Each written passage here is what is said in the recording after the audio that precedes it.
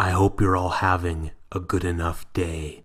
At one moment, you could be eating pizza. You could be taking a shower. You could be driving to work. And in one single moment, it can change. You could start choking and be completely alone. You could slip and fall and lose massive amounts of blood while unconscious. You could end up in a freak accident on the highway, and your recently shaved neck now has pieces of glass sticking out of it. You need help. You need help now.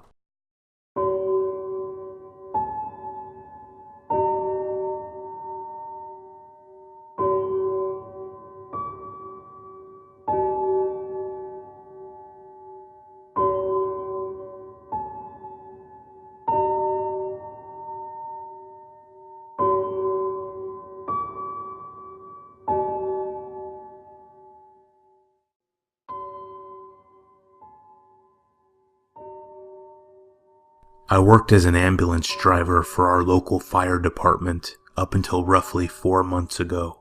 The town I live in is one of those Norman Rockwell paintings come alive. Nothing worse than the occasional alcohol-induced brawl or older individual falling on some ice and getting a little banged up happens here. When I stop to think about it, the worst incident I can remember is when a deer hunter was accidentally shot in the back with an arrow by his 12-year-old son. The man made it. His son took up fishing instead. This all changed on April Fool's Day of 2016. The guys, myself included, had spent the day playing little pranks on one another. Cellophane on toilet seats, peanut butter in their shoes.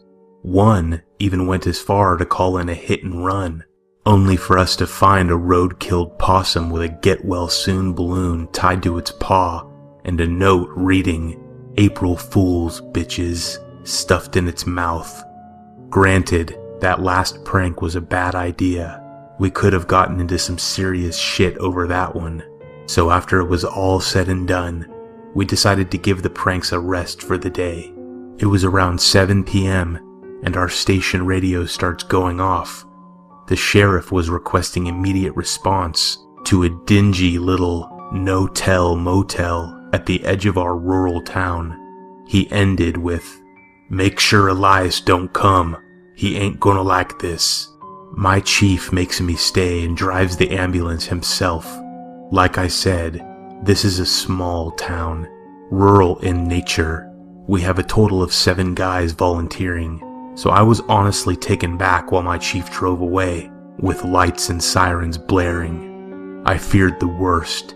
Had something happened to one of my family members?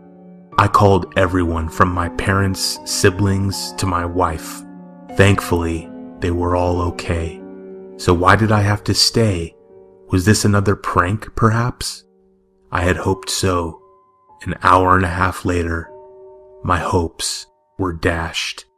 The ambulance pulls up, and no sooner had my chief killed the engine, the back doors swing open, and I can see it's absolutely saturated in blood. My chief and the other 2 medics are chalk white in the face, and as bloody as the ambulance. I tried to ask my chief what had happened, and he just asked me to help hose everything down while he got cleaned up. As I'm doing what he asked, one of the guys who went on the call turns to me and just starts bawling. "It was your kid's brother's girlfriend, Erica. She was missing most her face." I paused for a second and absorbed what I had just been told. "Wait, what?" I asked. He took a second to compose himself and recounted the events. "She was cheating on your brother with some guy she met online. He met her at the hotel and talked her into smoking some pot with him. She then waited in the bed while he went into the bathroom. She was getting undressed, and she heard him snorting something.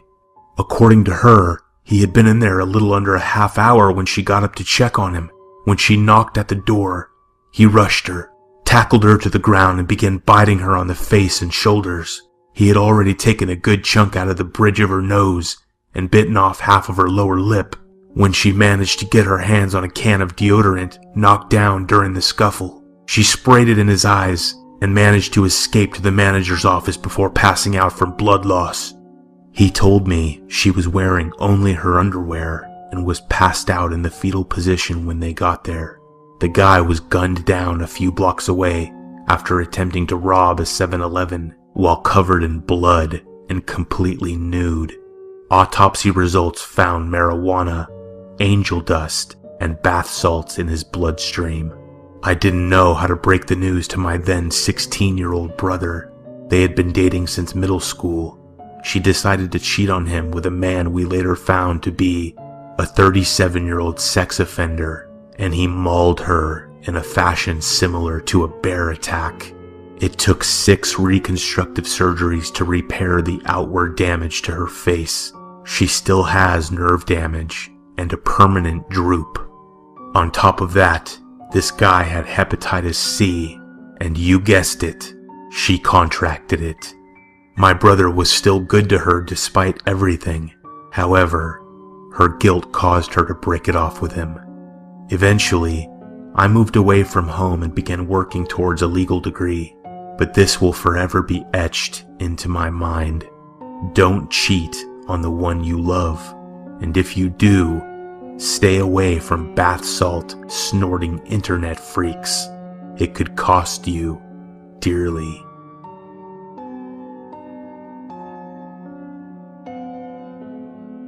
To begin, this happened when I was 22.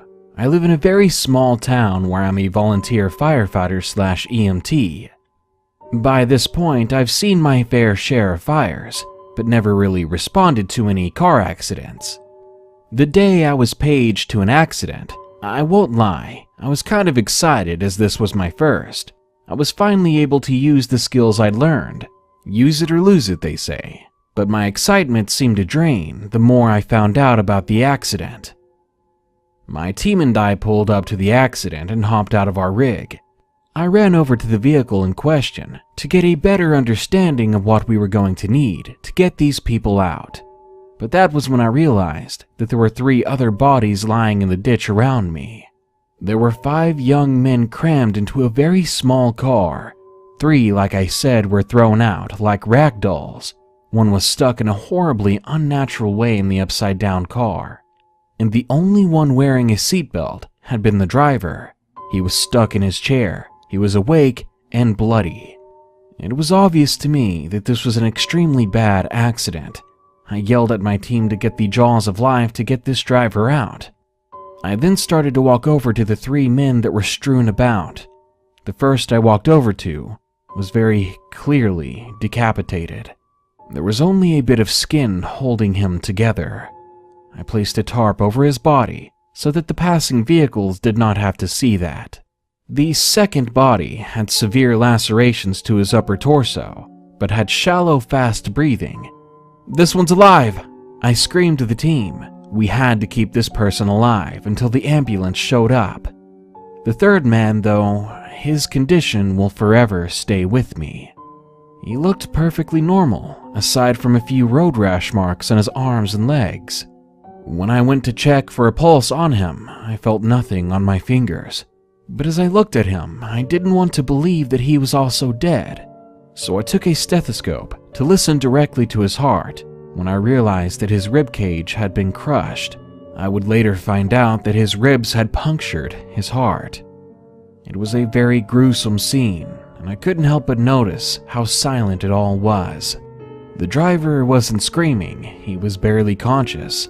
All the other cars on the road slowed to a crawl around our vehicles. We could hear suddenly the sound of one of the emergency helicopters getting closer. It happened to be the only thing to really break this painful silence. We helped them land and gave them my brief report of what I knew, and we all got to work getting the living to the hospital. Once we had enough people, we went to get the man that was stuck in the back of the car, and I wish I would have never helped with this one. He had of course passed out when we brought him out of the car, but it was the way he felt when we pulled him out that really stuck with me, because it was like handling a balloon filled with jello, because the only bones he hadn't broken in his body were the very small ones in his hands and feet. To not only feel but also hear the body give and move this way, it won't be forgotten. The texture and sound of those sloshing sounds will forever be in my head. To end this, I just want to say, for the love of God, wear your seatbelts and don't pack your car like a clown car. Stick with the speed limit, because these guys were doing about 95 in a 70 when they lost control. What's terrifying about this situation is how easy it could have been me, or even you. One mistake, and you'll end up jellifying all of your insides.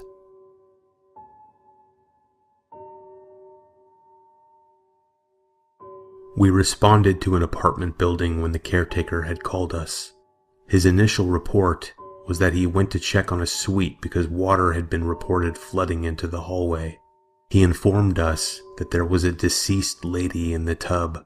He said he saw her and immediately backed out without touching anything. We entered the suite. It was filled with steam. The humidity had started peeling the paint off the walls in sheets. There was also the smell of cooked meat. Upon entering the bathroom, we found the supposed deceased seated in the tub with the hot water running. From the looks of it, she had been there a while. The skin on her body, all the way from toes to sternum, had started separating. Much like the paint on the walls, it was bubbled and coming up in sheets. I checked for vitals while someone turned off the water and the others went to get a bag and radio for a can. When a body is badly decomposed, we put them in a sheet metal box. I almost shit my pants when I found signs of life. The lady had a pulse. She wasn't really responsive, but she was breathing shallow, had a heartbeat, and was looking at us. We had to get her out.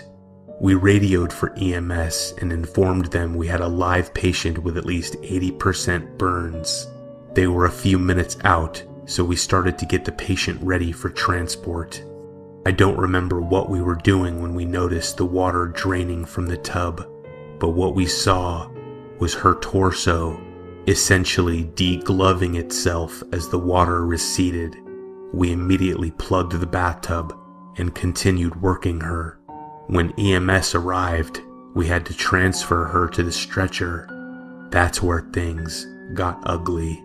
We planned to gently lift her out of the tub and place her on the stretcher. However, as soon as we touched her, her skin was coming off in sheets. I remember saying, "Sorry, ma'am, but we have to do this," as I picked up my section and came away with almost all of the skin I contacted stuck to my arms. That was the only time she made a sound. She probably couldn't feel it due to the nerve damage, but I'm pretty sure she knew she had lost almost all of her skin from the chest down. The water was still extremely hot, so we were also getting burned while doing this. We managed to get her onto the stretcher and EMS took her away. When the bathtub was drained, there was a sheet of skin stuck to the bottom. We had to scrape it off and bag it. I still can't eat certain chicken dishes because of this. We figure she was in the tub and the water got cool, so she turned it on with her toe. She must have had a stroke and could not turn it off again. Being an apartment, it had pretty much unlimited hot water, so that poor lady sat there for approximately 3 days, cooking. She did not survive. We don't get a lot of follow-up on calls, but I heard she passed away. Between a stroke and severe burns, it wasn't likely that she'd make it. But we treat every patient like they have a chance. The human body is a weird and wonderful thing. Sometimes people do make it through some pretty terrible things.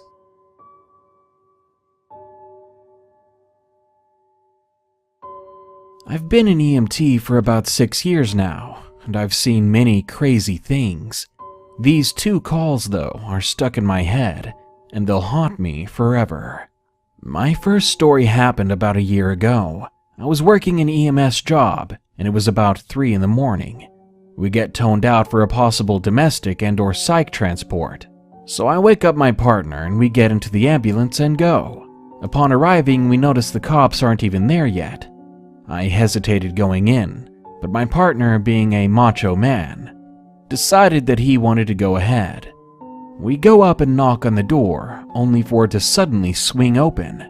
Inside, I can hear screaming, like someone was being murdered. My instincts kicked in, and we rush into the house. The scene that was before me, well, I really wish we had waited for the police. The family in question must have been some sort of occultists or Satanists. There were upside-down crosses, demon statues, and paintings of the devil everywhere. The whole place gave off this terrible vibe. The family was a family of 4, a mother, a father, daughter, and son. The daughter looked to be about 22 or so, and the son looked to still be in high school. The mother and father were just screaming at each other. The mother had a black eye and some bruises, and the father had a few cuts to his face that were no longer bleeding. They stopped screaming once they realized we were in the room, so they turned and looked at us. The father spat in our direction and walked out of the room. At this point, the police were finally there. One of the cops went off in the direction of the father. My partner and I started walking towards the mother when the other officer pulled on my sleeve and pointed in the direction of the daughter. It was then that I noticed the dress she was wearing was stained with blood. Fearing she got caught up in this domestic fight, I walked over to her while my partner tended to the mother. I introduced myself and asked where the blood had come from. She laughed at me and said, "Oh, this? It's not mine. Let me show you." Then she started walking away. I hesitantly followed her, not knowing what I was going to find. We walk into the next room. It was dark. Something or someone smelled just horrible. She walked over to a door and opened it. A stench rolled out of that room, and as she turned on the light, I was horrified by what I saw. It was a walk-in closet type room, but there were no clothes or anything inside. Instead, the floor was covered in blood, and piled up in the corners were various animals. Chickens, cats, even a few dogs. The daughter explained to me that they were in the middle of a ritual when her mother and father began fighting and arguing. I slowly backed away and got the officer. He immediately called for backup and instructed myself and my partner to go back into our truck, since it seemed that nobody was too hurt. At this point, my partner was done assessing the mother, and she was refusing to go to the hospital. We collected our signatures and practically ran out of that house. Patrol ended up canceling us, but as we were driving away, I saw 5 more cop cars arriving at the house. I never found out what happened to that family, but I hope I never see them again. As for my second experience, we were doing a transport out of a woman's prison. This woman needed to go to the hospital because her blood work came back abnormal. I had done a ton of these transports before, but this one will always haunt me. When we get there, the patient wasn't there. They were in another room getting the handcuffs and shackles put on her. The one officer came up to me and said, "This one is a little odd. She's in here for killing her 3 children." I stared back in horror, but a patient is a patient, and I have to treat them no matter what. When the patient finally came out of the room, I was not expecting a young, petite woman. She was all of 5 foot, 90 pounds soaking wet. I was wondering to myself, how did she kill anyone? Until I saw her eyes. Her eyes were a dark brown, the kind that almost looked black. Usually, when you look into someone's eyes, you see a reflection of who they are. I was expecting to see crazy in her eyes, but instead I saw nothing. There was no emotion, no feeling, nothing. It was almost like doll's eyes staring into me. She didn't blink, just stared.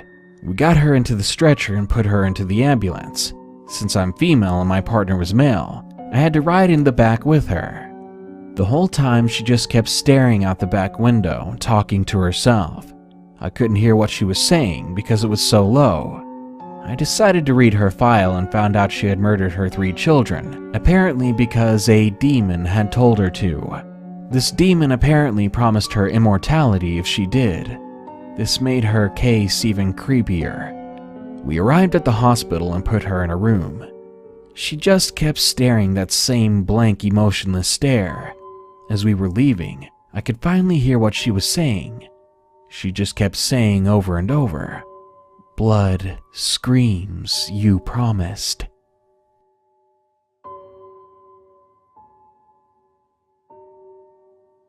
This is actually a story I heard from my dad when he was a firefighter.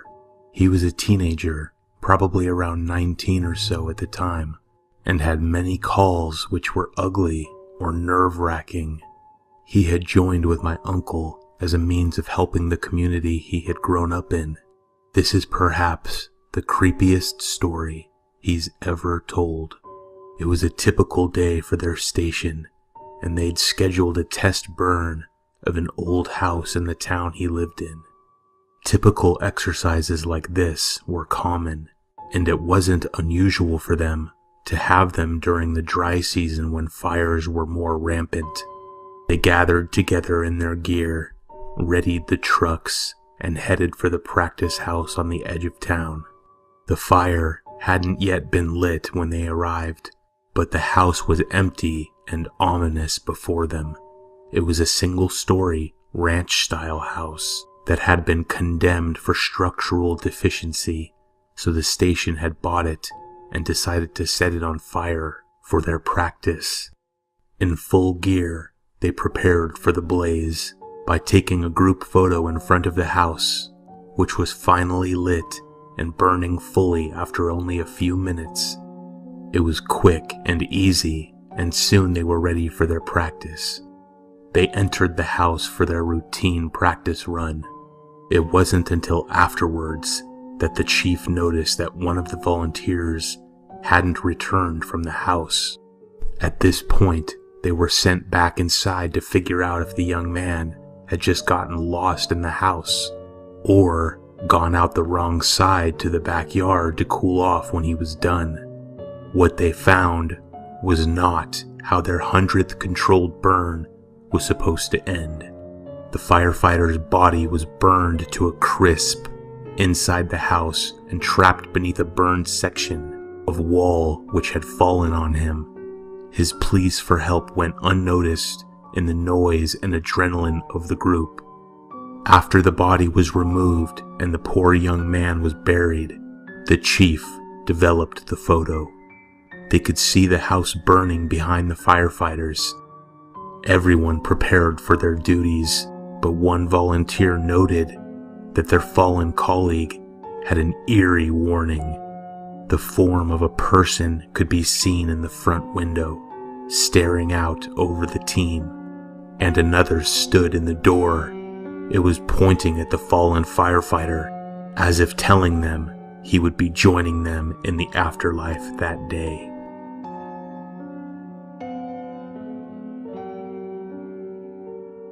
This story is not my own, but it depicts one of the most haunting memories my brother has from his days on the police force. Even now, several years after entering the private sector as an investigator for a large corporation, he can't tell this story without getting wound up about it. To begin, let me explain some things about my brother. For the sake of anonymity, let's call him Alan. Alan joined the military when he was just 17 years old, with parental consent, and he excelled in many ways. After a few years of being stationed at various bases and training, he was deployed on a special forces unit to Iraq and Afghanistan. He was on a task force that went into very dangerous cities and areas to perform dangerous missions. That's the most basic way I can explain it, at least. During one of his deployments, he was injured and decided it was best after the end of this commitment that he leave the military. When he left, he decided to join the police force in the area he and his wife had decided to settle down in. Where they lived, though, was by no means small, but it was quite rural. I'm giving you this background info because in order to understand the events I'm going to describe, it's helpful to note that my brother is definitely not a coward. He has seen and experienced many terrible things, but this event is one that truly disturbed him. Now, at this point, Alan had been a police officer for a few years. A few months after this experience, in fact, he was to be promoted to a position as a detective. He was working a night shift and was alerted by a house fire not far from where he had parked to monitor a road for speeders. Knowing that the fire department in the area was all volunteers and that there wouldn't be many up that late at night, he decided to check it out and maybe offer some assistance. He then arrived at the scene not too long after the others. The night had been quiet up to that point, but the silence was soon broken by the sounds of sirens, and even worse, screaming. When my brother stepped out of his vehicle, his ears were pierced by the sounds of heart-wrenching cries for help, seemingly the cries of children. The home, which had been a modest 2 or 3 bedroom house on a small piece of land, was ablaze, and the paramedics were tending to a middle-aged woman who was apparently unconscious. He asked a few of the firefighters, who were all a lot older than he was at the time and in much worse shape, if they knew how many people were still trapped inside the inferno. The firefighters were trying desperately to get the flames under control and admitted they had no idea how many were still inside, because just after they'd pulled the woman from the kitchen window, there had been an explosion, causing the house to become even more engulfed in fire. The woman was unable to give any information, of course, due to her lack of consciousness. As far as they all could tell, there were at least 3 children screaming from the inside. Alan said that he has never heard more desperate screams in all of his life, not even in war. 2 of the volunteer firemen had attempted to enter the home, but both came out without any luck at finding the children and had not been able to get very far due to their physical shape. At this point, the fire had gotten so out of control that it was highly unlikely a rescue would be possible after much longer. What Alan did was probably not the most intelligent thing to do, but it was certainly very brave and understandable. The idea of the children's suffering hit him close to home, being the father of 2 youngsters himself. He noticed that one of the windows looked enterable on the side of the building, and without so much as a second of hesitation, he broke into it. The screams only seemed to get louder, so he began to frantically search the home. He searched the room he was in, then went to the hallway, calling out to the kids as loudly as he could. He was in that house for so long that one of the firemen, who too was very brave, had to go inside after him and pull him out. He suffered some burns and was basically knocked out from breathing in the smoke, but what troubled them the most was the silence that now fell over the scene. The only noises were the ones of their equipment and the roar of the flames. No more screams, no more cries. My brother had to go to the emergency room, and after being checked out and bandaged, he was released. While walking out of the hospital, he saw one of the paramedics from the scene, a man he had worked with frequently before and was friends with. Hoping to get some news, he approached him.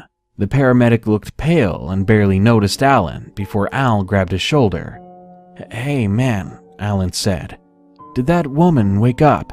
Did any of the kids happen to make it out?" The paramedic's face whitened even more, and his eyes seemed to dim. "Yeah, she woke on our way here." "What about the kids?" Alan asked, eagerly, hoping, though doubtful, that maybe a miracle did happen. He hadn't stopped thinking about them since he'd been taken away from the house, about how desperate and scared they sounded before going quiet. The paramedic looked away from him for a long time, then met his eyes earnestly. "You heard those kids, right?" Alan paused for a moment, dumbfounded. "Of course I did. How could I not have?" "Because," the paramedic replied, "there shouldn't have been any." He sounded as serious and scared as Alan was. The woman said she lived alone. She had no children, not even any pets. Alan stiffened. He couldn't believe what he was hearing. But after doing his own research, he discovered that what his friend had told him was true. As far as anyone, the woman included, knew, she had been alone that night. There had never been any children or other people in that home at all. To this day, Alan and all the others who were at the scene that night swear up and down that not only did they hear the screams, but they say that the screams hadn't been just simple yells, but literal cries for help. He has no idea who or what caused them, but he and the others know for sure that they were real. I, for one, believe them, not only because I've never known my brother to joke about such things, but also because I've seen the scars from the burns he received. Whatever caused those screams caused Alan and several others to risk their lives, something they wouldn't have done if there had been no cries. Alan doesn't speculate on what he thinks caused them, certainly not being the superstitious type. He simply just says that it was one of the most strange and disturbing things that has ever happened to him. As for me, I'm very glad that I didn't lose my brother that night.